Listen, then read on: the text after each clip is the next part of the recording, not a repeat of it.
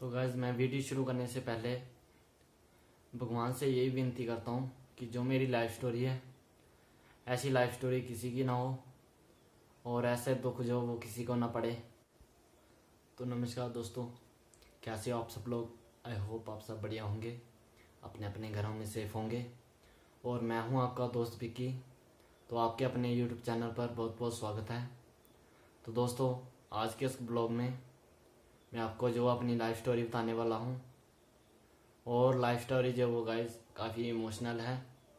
तो कृपया करके प्लीज़ कोई भी मुझे ऐसा कमेंट मत करना कि भाई सिंपैथी अगेन कर रहा है, ठीक है ना।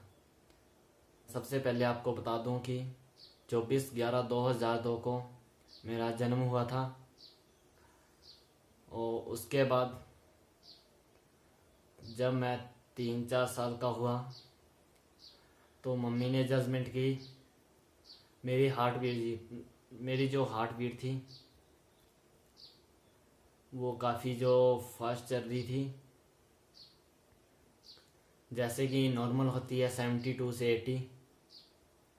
और मेरी हार्ट बीट जो थी कम से कम 100 से 110 के बीच में चलती थी, वो चलती है अभी भी। मम्मी ने जो वो पापा को बताया कि जो मतलब हार्ट बीट है वो फास्ट है। तो ऐसे मत सोचना जब 3-4 साल का था तो भाई तेरे को कैसे पता था कि तेरी हार्ट बीट इतनी फास्ट थी। तो ये सब मुझे जो वो मम्मी ने स्टोरी सुनाई थी, तो जो मैं आज आपके सामने बता रहा हूँ। उसके बाद मम्मी पापा मुझे हॉस्पिटल लेके गए, डॉक्टर के पास।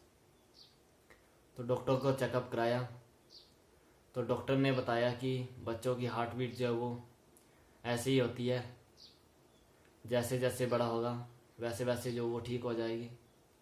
तो मम्मी पापा ने भी सोचा कि चलो ठीक हो जाएगी, जैसे जैसे बड़ा हो जाएगा तो वैसे ठीक हो जाएगी। उन्होंने फिर छोड़ दिया। उसके बाद मैं 6-7 साल का हुआ।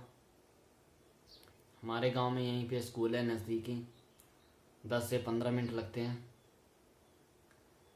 और जब मैं स्कूल जाने लगा तो जाती बार तो मतलब उतराई थी, तो उस टाइम तो नॉर्मल चले जाता था। तो आते टाइम जो वो मैं मतलब मेरे से चढ़ा नहीं जाता था, थोड़ी चढ़ाई भी है बीच में, तो मेरे से चढ़ा नहीं जाता था और सांस फूलती थी ज़्यादातर। आपने वीडियो में भी देखा होगा, जब भी मैं चढ़ाई चढ़ता हूँ तो मेरी सांस काफ़ी ज़्यादा जो फूली होती है, इसलिए मैं ट्रैकिंग पे भी नहीं जाता हूँ। और मैंने घर वालों को बताया कि मेरे जैसे मतलब चढ़ाई नहीं चढ़ी जाती, स्कूल वो आते टाइम काफ़ी सांस फूलती है। तो फिर पापा ने जो मुझे चेकअप कराने ले गए। से पहले मेरा जो चेकअप है वो चंबा में करवाया। चंबा वालों ने मुझे रेफ़र कर दिया कि भाई कांगड़ा में करवाओ चेक। तो और कांगड़ा में चेकअप कराया तो उन्होंने मुझे रेफ़र कर दिया शिमला के लिए। तो जब मैं 4th क्लास में पढ़ता था तब तो उन्होंने मुझे बताया कि थोड़े टाइम के लिए दवाई खा लो, उसके बाद जो आपका ऑपरेशन होगा तो एंजियोग्राफी होगी। एक प्रकार का ऑपरेशन ही हुआ, जो आपकी एंजियोग्राफी होगी। तो उन्होंने टाइम बता दिया, डेट बता दी कि इस दिन जो आपकी एंजियोग्राफी होगी, तो आप महीना या 1.5 महीने के बाद आ जाना। उसके बाद हम जो वो मेरे बड़े मामा साथ में गए, पापा जी और मैं, हम 3 लोग जो वो गए थे शिमला में। मेरा जो वो एंजियोग्राफी जो वो मुझे शाम के 3 बजे ले जाया गया अंदर ऑपरेशन थिएटर में, और 6 बजे जो बाहर लाया गया था। 3 घंटे जो मेरी एंजियोग्राफी चली थी। तो जब एंजियोग्राफी चली थी उस टाइम जो वो सामान ला रहे थे पापा बाज़ार से, जो डॉक्टर मंगवा रहे थे, तो उस टाइम आप यकीन नहीं करोगे मुझे जो वो 18 इंजेक्शन लगे थे। 18 इंजेक्शन लगे थे। तो उस टाइम मैं इतना रोया। और पापा जी सामान लाने गए थे, मामा जी जो वो बाहर खड़े थे, अंदर कोई भी नहीं था, जस्ट डॉक्टर और नर्सेज थे। तो वहाँ पे एक नर्स थी उसने मतलब छोटा समझे बच्चा समझ के, बच्चा ही था, तो उसने जो गाय 40 रुपए की जो डेयरी मिल्क ली थी, तो उसने मेरे यहाँ पे छाती पे रख दी, बोलती इसको देखते रहे और इसको खा ले। तो उसने तो बेचारे ऐसा सोचा कि चलो इसका जो वो रो रहा है इसका दिल थोड़ा मतलब हल्का हो जाएगा, कि मतलब रोए ना ये। तो मेरे को उस टाइम गुस्सा आ रहा था। यकीन करो, आप भी सोचो कि आप उस टाइम आपका एंजियोग्राफी चली हो, आपको इंजेक्शन लग रहे हो, तो आपको चॉकलेट दे तो आपको कैसा लगेगा। तो उसने मुझे चॉकलेट दी और वो ऐसे ही रखी थी। उसके बाद मेरा जो मुझे जो 12 टंके लगे जहाँ पे मेरी एंजियोग्राफी हुई, तो मुझे बाहर लाया गया। तो बाहर लाने के बाद जो मुझे पापा के, जब मैंने पापा को देखा तो पापा जी भी रोने पड़ गए थे, मतलब पूरे ओ हो गए थे, इमोशनल हो गए थे। तो गाइस अभी भी रोना आ रहा है, लेकिन रोऊंगा नहीं भाई, ठीक है ना। मतलब पूरी लाइफ स्टोरी सुनाऊंगा आपको। तो पापा जी रोने लग गए और मामा जी भी साथ में थे। तो उसके बाद मुझे ऐसी पनिशमेंट दी गई, डॉक्टर साहब ने ऐसा बोला कि मतलब जो जिस टांग में एंजियोग्राफी हुई थी, तो उसको उस टांग को भाई 3 या 4 घंटे बिल्कुल भी हिलाना नहीं था। मतलब जैसे बेड पे लेटे हो बिल्कुल वैसे ही रखनी है स्ट्रेट, उसको हिलाना नहीं है। तो एक साइड मामा जी बैठे थे, एक साइड पापा जी बैठे थे, मुझे थोड़ी सी जो हिलानी नहीं दे रहे थे। जैसे उस टाइम मैं रो ही रहा था। तो जैसे ही मतलब 6 बजे अंदर लाए, तो 10 बजे मैंने फिर 10 नहीं तो पढ़ नहीं रही थी, 10 बजे फिर मैंने थोड़ा अपना टांग मतलब पूरा हिला के, उसके बाद मुझसे चला नहीं जा रहा था सुबह। तो एक साइड मेरे पापा लगते थे, एक साइड मामा जी। तो मुझे जो मतलब टॉयलेट जाना हो, कहीं भी जाना हो, तो मुझे वो पूरा मतलब पकड़ के ले जाते थे। तो उस टाइम में मैं यही सोचता था कि इतनी सी छोटी एज में गाइज मुझे ऐसी मतलब दिक्कत आ गई है। तो मैं उतना तो कुछ मालूम नहीं होता था ज़्यादा, लेकिन थोड़ा सा फील होता था कि इतनी छोटी सी एज में मुझे कैसा मतलब क्या झेलना पड़ रहा है। तो उसके बाद एंजियोग्राफी के बाद मैं स्कूल मतलब घर आ गया वापस, पापा जी सारे वापस आ गए साथ में। तो जैसे ही घर पहुंचा तो मतलब मम्मी को फ़ोन पहले कर दिया कि आज हमारे हैं। तो जैसे ही घर पहुंचा तो मम्मी जी रोने पड़ गए उस टाइम मेरे को देख के।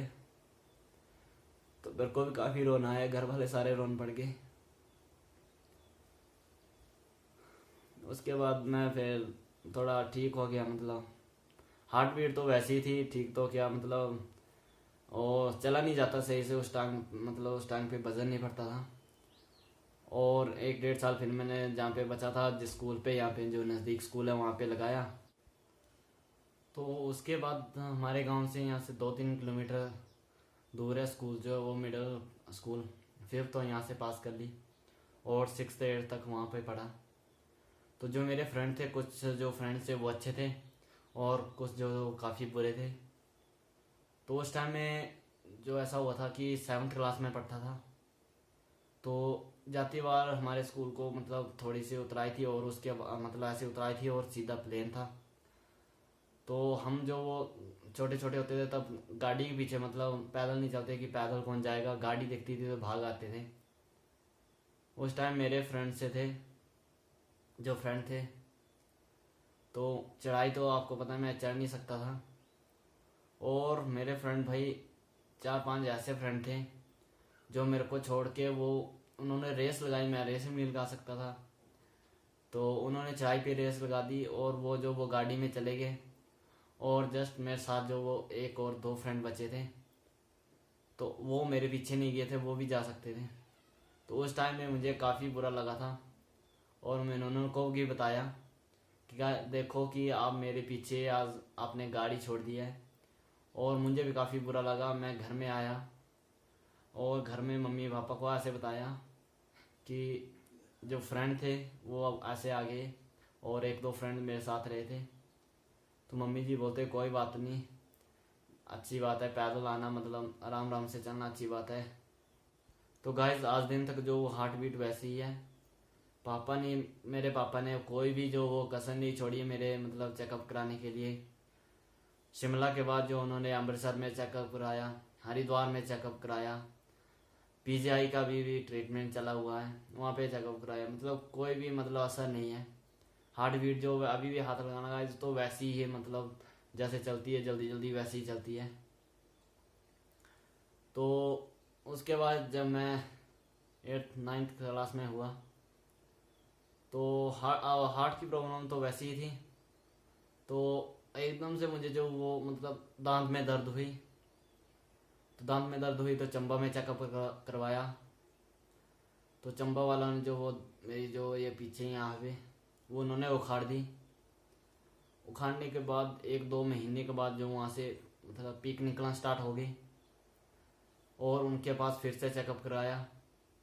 तो उन्होंने बोला, उनके पास भी 5-6 महीने उनसे चेकअप करवाया। उन्होंने बोला कि हमसे अब नहीं हो पाएगा, आप कहीं इनको चेकअप करवा लो। तो हम जो वो टांडा चले गए। टांडा में उन्होंने बोला कि सर्जरी करनी पड़ेगी, जो दांत है वो आधा नीचे रह गया और आधा ही निकला है। तो उन्होंने सर्जरी की और उस टाइम सर्जरी से मतलब सर्जरी की तो 6 टंके जो लगे थे। और उसके बाद मेरे को साल या 1.5 साल फिर आराम रहा। उसके बाद फिर से जो ये वाला दांत देख पा रहा, ये जो आपको बीच में गैप दिख रहा होगा, यहाँ से पीक निकलना स्टार्ट होगी। और फिर से चेकअप करवाया। चेकअप कराने के बाद उन्होंने बोला कि धर्मशाला ले जाओ, वहाँ पे एक प्राइवेट हॉस्पिटल था, वहाँ पे चेकअप करवाया। तो उन्होंने फिर से बोला कि आपकी जो सर्जरी करनी पड़ेगी। तो उनको पूरा बताया कि पहले भी सर्जरी हुई है और ऊपर से हार्ट की प्रॉब्लम है। उन्होंने बोला कोई बात नहीं, हम आपको दवाई देंगे, कुछ टाइम के लिए मतलब दवाई देंगे, वो खाने पड़ेगी और उसके बाद जो आपकी सर्जरी करेंगे। तो उन्होंने फिर से सर्जरी की, मेरी यहाँ से लेकर जो यहाँ तक है 60 टंके जो फिर से लगे। तो मतलब काफ़ी बुरा हुआ है मेरे साथ, ऐसा मतलब इतनी छोटी उम्र में काफ़ी लोग मतलब देखने भी आते थे, तो वो भी ये सोचते कि इतनी छोटी सी उम्र में इतनी बीमारियां लग गई है। आज दिन तक जो भी याद आता है ना पीछे की भाई, तो काफ़ी मतलब बुरा सा लगता है यार कि मेरे जो फ्रेंड है वो काफ़ी अच्छे हैं, मतलब ट्रैकिंग पे जैसे मर्जी उनको ले जाओ, चाहे जितनी मर्जी चलाओ, रेस लगा दो जैसे मर्जी। जब ऐसे मतलब मेरे साथ होता था, एक बार मैंने भी कोशिश की थी कि मैं भी रेस लगाऊंगा। एक दिन गया था शाम को, तो ज़्यादा नहीं, मैं कम से कम 2 या 3 मिनट दौड़ा था। उसके बाद जो मैं बैठ गया था, मेरे से जो नहीं चल पा रहा था, तो मैं सीधा ही बैठ गया भाई बीच में। और जो दोस्त था बोलता क्या हो गया, मैंने बोला भाई अब नहीं दौड़ सकता मैं। जब लास्ट टाइम हरिद्वार में चेकअप करवाया तो उसके बाद किसी ने बताया कि बेंगलोर में ऑपरेशन हो सकता है, तो वहाँ पे जो वो 10 लाख रुपए लगेंगे और बच भी सकते हैं और ना भी बच सकते हैं। तो हमने जो वो दादाजी से पूछा और दादाजी ने जो ऑपरेशन के लिए मना कर दिया कि जो ऑपरेशन नहीं होगा।